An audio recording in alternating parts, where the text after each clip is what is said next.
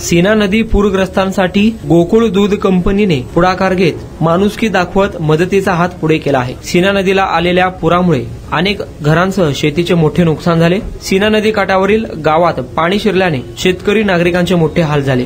सीना नदी पूरग्रस्तांच्या मदतीसाठी कोल्हापूर येथील गोकुळ दूध संकलन संघने देखील पुढाकार घेतला आहे। दक्षिण सोलापूर तालुक्यातील मनगोळी, अकोले मंद्रुप, गुंजेगाव, वांगी, वडकबाळ, राजूर, हुनमुर्गीसह उत्तर सोलापूर, मोहोळ आणि माढा तालुक्यात 4000 लिटर मोफत दूध वाटप केले आहे।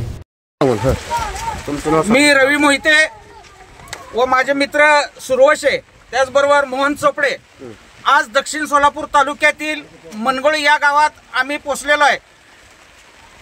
सीना नदीच्या पुराचा फटका ज्या मनगोळी गावाच्या परिसराला बसलेला आहे, त्या परिसरातील सर्व जगाच्या पोशिंदा असलेले सर्व शेतकरी, सर्व आमचे बांधव यांना माने वस्ती या ठिकाणी स्थलांतरित करण्यात आलेला आहे। या ठिकाणी आज वस्तीवर येऊन आम्ही गोकुळ दूधचं वाटप त्या ठिकाणी त्या मनगोळी गावचे सरपंच गायकवाड साहेब असतील, उपसरपंच कांबळे साहेब असतील, या ठिकाणी संबंधित या मनगोळी गावचे सर्व नागरिक त्या ठिकाणी येऊन दुधाचं वाटप आम्ही फुल नाही फुलाची पाकळी म्हणून एक आमचं सामाजिक काहीतरी देणं लागतं या भावनेतनं गोकुळ दूधच्या वतीनं या वस्तीवरून आम्ही दुधाचं वाटप करीत आहे।